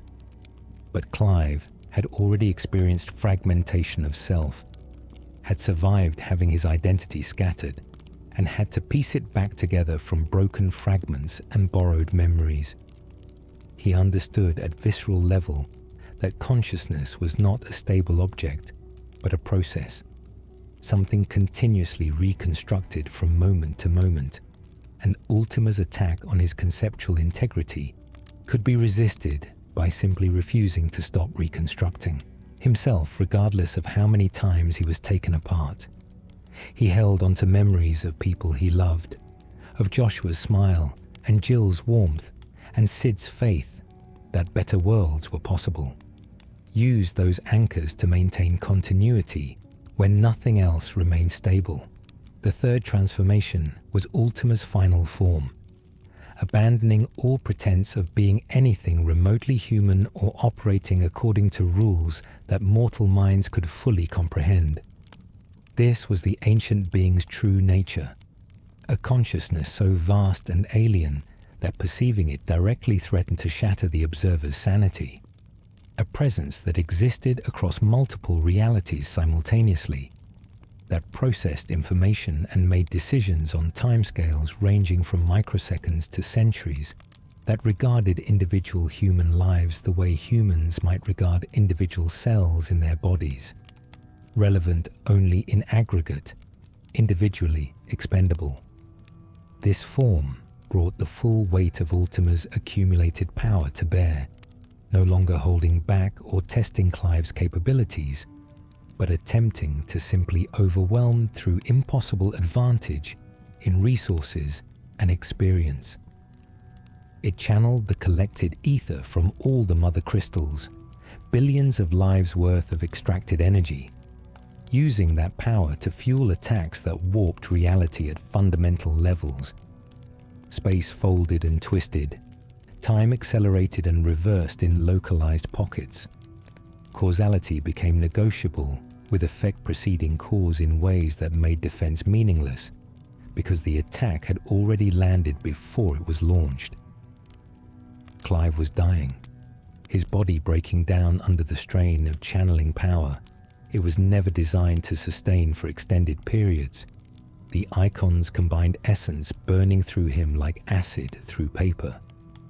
But death was merely one more impossibility to refuse, one more limitation to transcend through determination, and the understanding that surrender meant extinction, not just for himself, but for everyone and everything he had ever cared about. He reached deeper into the Eikons' power, accessing levels that should have consumed him instantly, wielding forces that no human was meant to command, and attacked with everything he possessed. The final exchange was beyond description, a collision of powers that existed outside vocabulary's ability to adequately convey. When the light faded and reality reasserted itself according to rules that made sense to human perception, Ultima stood wounded for the first time, its perfect form showing cracks and damage, the ancient being's invulnerability revealed as illusion maintained through overwhelming power that could be challenged by someone willing to pay the cost in blood and agony. Ultima retreated, not fleeing, but consolidating, drawing back to Origin's heart, where its resurrection spell awaited completion. If it could not use Clive as willing vessel for Mythos, then it would simply take what it needed by force, tear the Eikons' power from his body, regardless of whether that process killed him, channel that power through its own being, and complete the spell, even if the result was imperfect compared to original plans. Ultima had been patient for millennia, but patience had limits, and those limits had been reached. Clive pursued, his body barely functional but driven forward by will that refused to acknowledge its own limitations. He reached Origin's heart to find Ultima, had already begun the spell, reality itself warping around the chamber as the ancient being attempted to force the universe to accommodate resurrection of its people. Space twisted in ways that threatened to tear apart anyone caught in the energies. Time became inconsistent, with different parts of the chamber existing in different moments. And through it all, Ultima chanted in language that predated humanity, words that carried weight sufficient to reshape reality through their utterance. There was only one way to stop this, only one action that would prevent Ultima from completing what it had begun.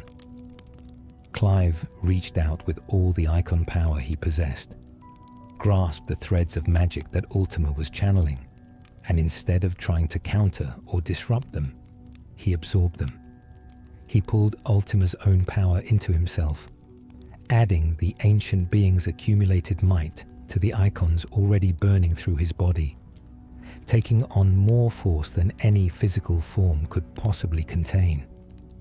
The absorption was agony beyond description, his body breaking down at cellular level as power meant to fuel cosmic-scale resurrection tore through flesh that had already been pushed past all reasonable limits.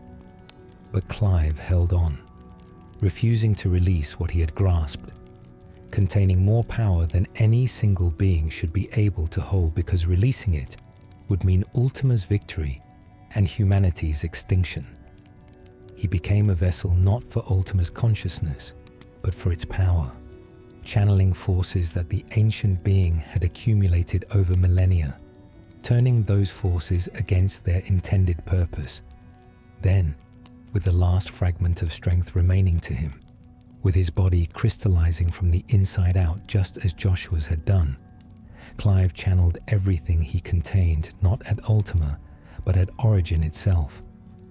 He struck at the foundations of the pocket dimension, attacked the structure that kept this space stable outside normal reality, and with the combined power of 8 Eikons plus Ultima's own stolen might, he shattered it.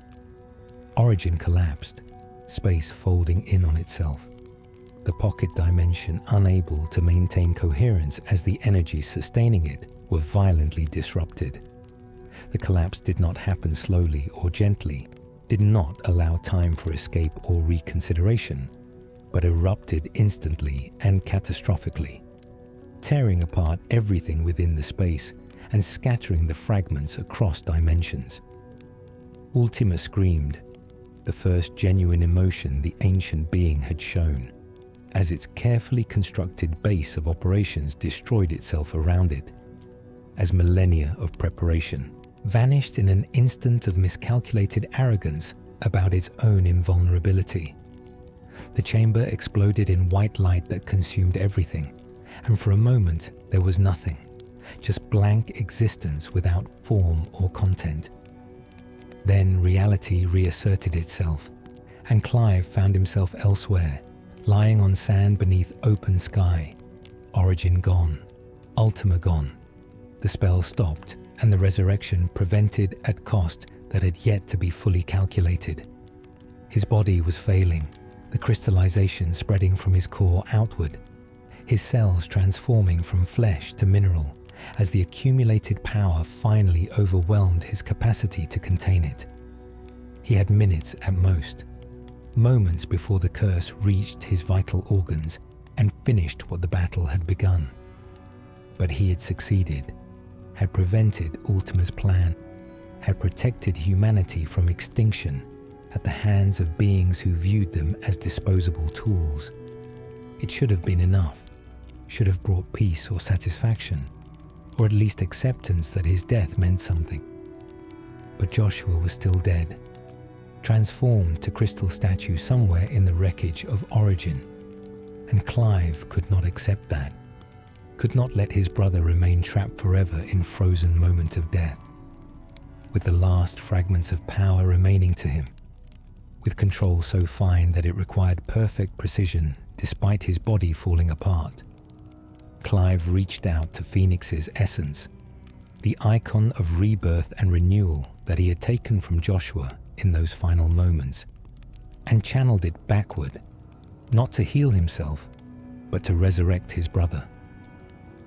The attempt violated every principle of magic as Valistheans understood it, trying to reverse death after the fact rather than healing wounds before life departed, working against entropy and inevitability with force of will alone. It should have been impossible, was impossible by any conventional understanding, but Clive refused to acknowledge impossibility as relevant consideration, poured everything he had into the working, burned through his own remaining life to fuel his brother's restoration. Light erupted from his hands, Phoenix's flames manifesting one final time, and somewhere beyond his perception, Joshua's crystallized body began to change, reversing the transformation, mineral becoming flesh again, death giving ground to life. Whether it worked completely, whether Joshua would wake up whole and functional or merely alive but diminished, Clive would never know. The effort consumed the last of his strength, the final spark of power that had been keeping him conscious, and darkness took him before he could verify the result. He woke somehow, though waking should have been impossible given the state of his body and the crystallization that should have progressed too far to reverse. He found himself on a beach he did not recognize, waves lapping at sand that seemed to glow with its own inner light, sky above painted in colors that did not quite match any sunset he had witnessed before. It felt liminal, this place, like a space between rather than a destination itself, and he could not determine if he had actually survived or if this was some hallucination in his final moments before death completed its claim. Then he saw Joshua lying further up the beach, his brother's body intact and breathing, alive in ways that seemed miraculous given how he had last been seen. Clive tried to stand, to go to him, to verify that the resurrection had worked and they had both somehow survived the impossible, but his body would not respond, the crystallization having progressed too far, even if his consciousness lingered. A figure appeared, walking along the beach with the sun behind them, creating silhouette that obscured details, and for a moment, Clive thought it might be Joshua coming to help him. But the figure's movements were wrong, something familiar in the way they carried themselves that triggered recognition, even before features became clear. It was Joshua, but also not Joshua. Something else wearing his brother's form, or perhaps Joshua's consciousness, filtered through Eikon essence in ways that transcended simple physical embodiment. The figure spoke, voice carrying harmonics that suggested multiple speakers rather than one, and explained that Clive's body had failed, but his consciousness persisted, anchored to the world through connections that death could not immediately sever. The choice before him was simple: release those connections and pass on to whatever came after, or hold on and try to return to physical existence, though such return would require impossible effort and offered no guarantee of success. Clive thought of Jill, waiting somewhere beyond this liminal space, believing him dead or hoping he might survive, deserving to know one way or the other rather than living with uncertainty. He thought of all the bearers who had followed him, who had risked everything based on faith that better futures were possible, who needed to know that their struggles had meant something. He thought of the world itself, damaged but still alive, the blight perhaps halted by destruction of the Mothercrystals, humanity given chance to heal if they could learn from suffering and build differently than their ancestors had done. He chose to try returning, to hold on despite the agony and impossibility, to fight one more time against forces that declared his death inevitable and necessary. The figure that was and was not Joshua smiled, approval or perhaps merely acknowledgement that Clive's choice was predictable given his history of refusing to accept limitations. Then the beach faded, the liminal space releasing its hold, and Clive fell back into darkness with no certainty about whether he would ever emerge from it. Time passed, unmeasured and possibly unmeasurable, existence reduced to fragments of sensation too scattered to form coherent consciousness. Then awareness returned gradually, piece by piece, sensations reassembling into something, approaching functional perception. He felt sand beneath him, heard waves washing over rocks, smelled salt air carrying hints of smoke from distant fires. He opened his eyes and found himself on a different beach. This one definitely real rather than liminal.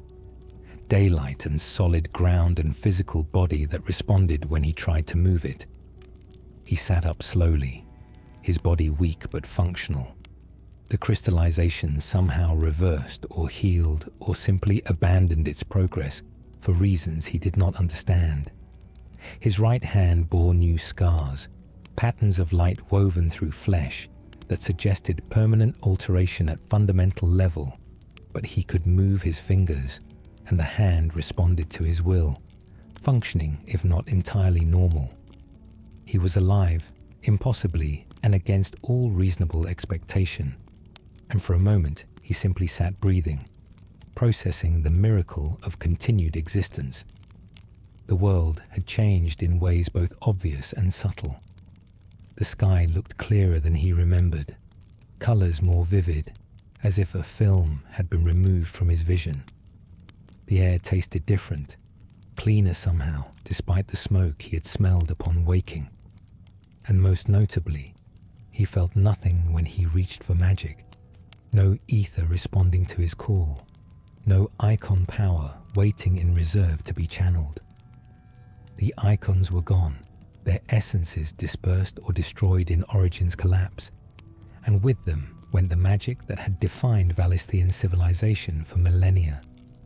He staggered to his feet and began walking, not knowing where he was or how far he had to travel to reach civilization, but knowing that somewhere Jill waited and deserved to learn he had survived. The walk took days, his weakened body forcing him to rest frequently, surviving on whatever he could forage from a landscape that seemed to be healing, plants returning to areas that had been blighted, water running clear through streams that had been choked with toxic runoff.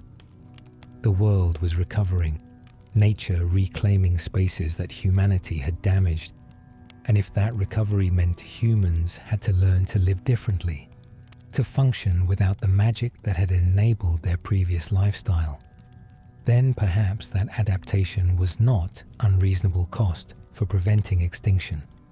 He reached a settlement eventually, recognized as belonging to the resistance network he had helped build, and asked after Jill. The people there directed him toward the coast, to a small community being constructed on land that had been blighted but was now recovering, where survivors were attempting to build something new from the wreckage of the old world.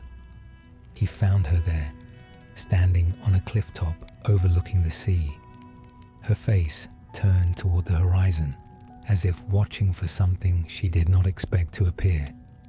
She sensed his approach before he announced himself, turned to face him with expression transforming through stages of disbelief, hope, and finally joy so intense it seemed to physically hurt her.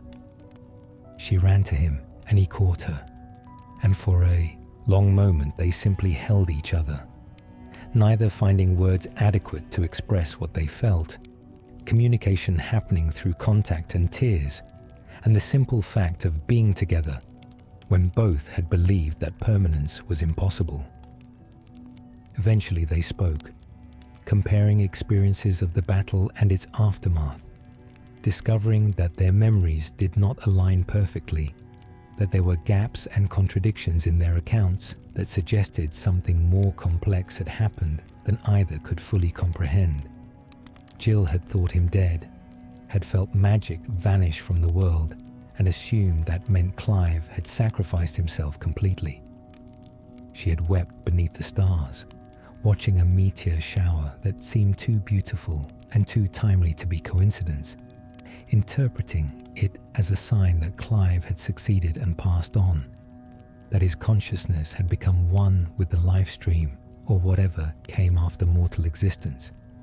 But one star in particular had shone brighter than the others, a light that seemed to pulse with rhythm, suggesting deliberate communication rather than random stellar activity. Meteor, the ancient name for the wandering star that featured in old legends about wishes and hope, had blazed with intensity that Jill interpreted as message, though from whom or saying what remained ambiguous. She had chosen to believe it meant Clive lived, had held onto that faith despite lacking evidence, and her belief had proved justified, though she still did not fully understand the mechanisms that made his survival possible. They discussed the world they found themselves in, so different from the Valisthea they had known. Magic was gone, not weakened or diminished, but completely absent. The ether that had permeated everything simply no longer present. The Mothercrystals were destroyed, Origin obliterated, Ultima defeated, or at least prevented from completing its resurrection. And with those victories came costs that would take generations to fully understand and adapt to. Societies built around abundant magic would need to rediscover or reinvent techniques their ancestors used before the crystal's appearance. Knowledge and skills that had been considered obsolete would need to be recovered from archives and oral traditions. People would need to learn living within limitations that previous generations had transcended through magical enhancement. But there were signs of hope alongside the challenges. The blight was receding, land recovering, as the drainage that caused it stopped. Bearers, their brands now meaningless in a world without magic, were finding acceptance, or at least no longer faced systematic enslavement. Communities were cooperating in ways that centuries of competition for ether had previously prevented, necessity forcing people to work together, rather than fighting for resources that no longer existed. It was a world in transition, balance between collapse and renewal, and which way it ultimately fell would depend on choices made by people who had been given unexpected second chance to build differently than their ancestors had done. Eons pass, the passage of time difficult to track in a world undergoing such rapid transformation. A scholar working in ruins of an ancient library discovered something unusual.